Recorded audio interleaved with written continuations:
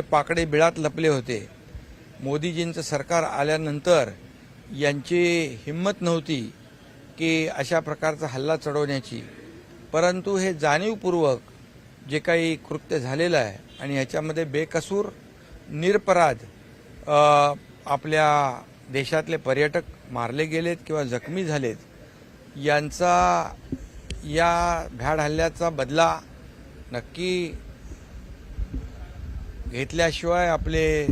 प्रधानमंत्री आणि गृहमंत्री राहणार नाहीत। मी मगाशीच प्रगती जगदाळे या मुलीशी फोनवर बोललो। ती अतिशय भेदरलेल्या अवस्थेत होती, अतिशय भीतीच्या वातावरणामध्ये ते तिथे आहेत आणि तिने सांगितलं की प्रत्येकाला नाव विचारून या ठिकाणी गोळ्या घातल्यात आणि तिची एवढीच मागणी आणि विनंती होती की त्यांना उपचार चांगले मिळावेत आणि लवकर आम्हाला पुन्हा, ती पुण्यातली होती, पुणे आणि मुंबईतले पर्यटक होते,